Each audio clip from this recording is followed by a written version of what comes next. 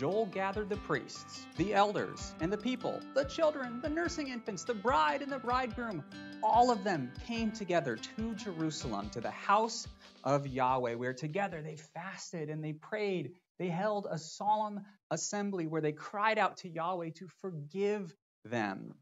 And then in chapter 2, verse 18, we have the hinge of the entire book, where Yahweh became jealous for his land and had pity on his people. Because they rent their hearts and not their garments, Yahweh will restore their fortunes. And he's going to do that in two panels. We have the near restoration here in 2:18 to 27, where Yahweh will reverse all of the effects of the locust plague. And the first step, step number 1, we got to get rid of the bugs. So Yahweh says, he promises, I will remove the northerner far from you. And this is kind of strange language to call the locusts a northerner, because most locust plagues that we're aware of come up from the south. They come up from Africa through Egypt into the Palestine area. Now, there are some exceptions. We have observed some locust plagues that come from the north. It could also be that Joel is just continuing this military language because, of course, all of Israel and Judah's traditional military enemies came from the north. Well, anyways, Yahweh says, I will drive this threat into the sea.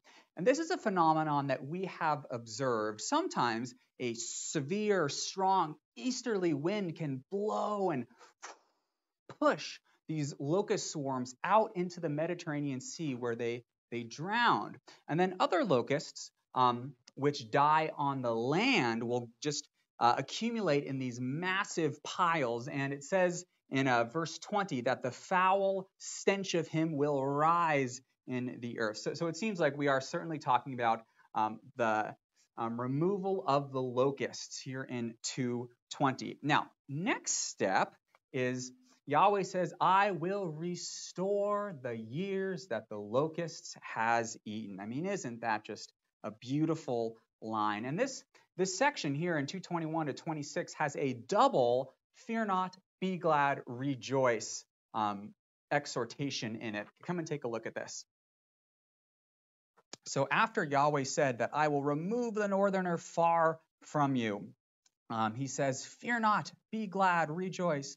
Fear not, be glad, rejoice, for the pastures are now green. The trees bear their fruit. The fig tree and the vine give their full yield after I have given you the early rain and the latter rain. And this is nothing short of a miracle. I mean, how else can the crops be restored after this horrendous devastation? It says here, I will restore the years that the locust has eaten. So this plague consumed the food and the agricultural produce of multiple years. But through Yahweh's miraculous hand, the land is restored. Now, last step. Step 1, go away bugs. Step 2, get the trees back and all of the plants.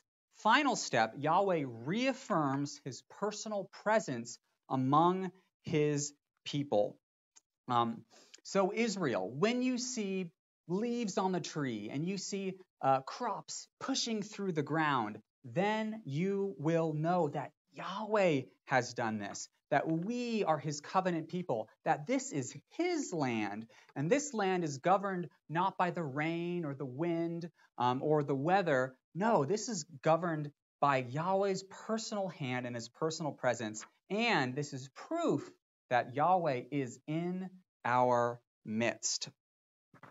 Well, after this locust plague and the repentance of the people and the miraculous restoration of the land, our buddy Joel, he did some thinking. And he's like, you know what? I've read the prophets. And this whole sequence of events is just like what I've read about the future day of the Lord. And Yahweh's response to this mini day of the Lord, this is exactly what Israel's response should be on that future day.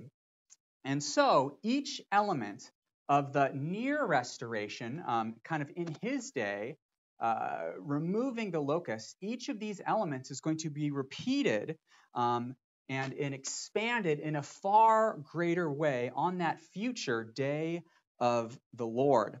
Now, just a little FYI, I've gotten this kind of three-part structure from the Bible Project. They do really good work, and I think this makes a lot of sense.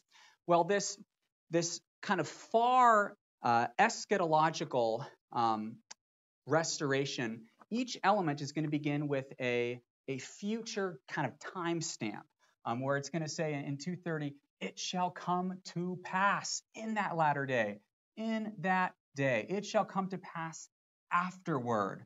And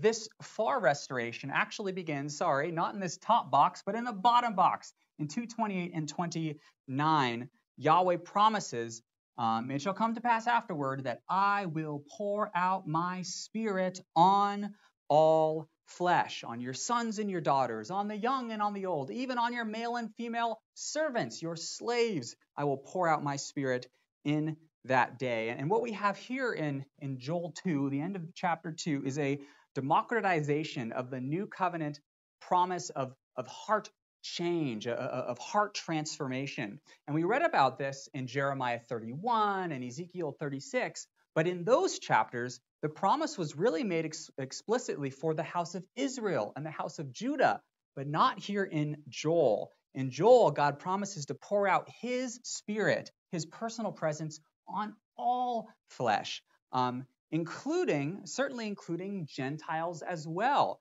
That has to be the group that is in mind in verse 29, where it says, on your male and female servants and slaves. Those were most likely Gentiles in Israel. Well, speaking of Gentiles, the good Gentiles, the believers in Yahweh, they will get Yahweh's spirit, but the bad Gentiles will get Yahweh's wrath. And that's what's described here in 2:30 to 3:17, the largest section in this far restoration, where God tells us of some of the final events of history, that which will take place before the end, before Jesus' second coming. There will be a final battle of all nations against Jerusalem. Take a look at this in chapter 3. Let's jump down to chapter 3, where it says, Yahweh says, I will gather all nations and bring them to the valley of Jehoshaphat. And at that location, this valley, I will enter into judgment with them there. Now, if you pull out your atlas and look for this valley, a valley of Jehoshaphat, you're not going to find anything. There's no place on the map which we can identify as the valley of Jehoshaphat. Now, it could be that we're talking about kind of a symbolic location, because the name Jehoshaphat means God will judge, or God has judged. So, he's going to judge in this valley. So that could be the case. However, in 2 Chronicles 20, the king Jehoshaphat defeats 3 enemy nations which come against Israel. And after he defeats them, then he praises Yahweh in a valley that he calls the Valley of Blessing. So that could be the location that we're talking about there. Well, anyways, all of these nations, they are going to gather against Jerusalem for war. Let's go back to chapter 3 of Joel. So look here, consecrate for war, stir them up, let them draw near and come, these men of war. Hasten and come, gather yourselves, bring down your warriors, stir themselves up, come to the valley of Jehoshaphat for war and for battle. And then we have this kind of unsettling reversal of Isaiah 2 and Micah 4, where instead of beating our swords into plowshares, no, all of these nations are told to beat their plowshares into swords and their pruning hooks into spears, because they are going to fight against Jerusalem.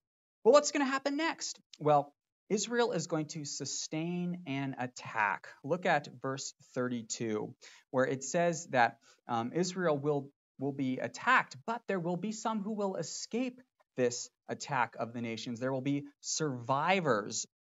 And so we have nations are going to gather, they're going to attack, and then all of those Israelites whom Yahweh calls will then call upon Yahweh and be saved from this attack of the nations. And then there's going to be wonders in heaven and on earth, blood and fire, columns of smoke. The sun will be turned to darkness and the moon to blood. And then Yahweh himself will roar from Zion. Look at this in verse 16. He will roar from Zion and utter his voice from Jerusalem, and God will defend his people and his city from this attack. Yeah, pretty intense. Joel has quite a lot to say about this final eschatological battle. Well, we have one more element of restoration in that day, and that is the physical restoration of the land. Now, how did this take place in the book of Ezekiel? You remember that? Ezekiel chapter 47 describes a river, a stream, flowing out from beneath the threshold of the temple, the restored temple, and going through the temple complex and out of the city to the east, where it flows to the Dead Sea, and it brings that Dead Sea back to life. And there's fruitful abundance and trees with fruit on both sides of the river, and it's amazing. Well, Joel has read that prophecy from Ezekiel, and he states in his own words that a fountain from the house of Yahweh will water the valley of Shittim, he says in, let's see, what verse is that? That is verse 18 of chapter 3. And the prophet Zechariah, he was familiar with this fountain flowing from Jerusalem as well. Look at how he describes it in chapter 14 of his prophecy. Zechariah 14 is also going to describe this final battle of the nations against Jerusalem, where we have the same verb here. Yahweh says, I will gather all nations against Jerusalem to battle, and they will take the city. However, after their initial phase of victory, Yahweh himself will go out and fight against these nations, and he will come with all of his holy ones. And on that day, living waters, here's that river we're referring to, living waters will flow out of Jerusalem, half to the eastern sea, that is the Dead Sea, half to the western sea, that is the Mediterranean. And on that day, Yahweh will be king over all of the earth.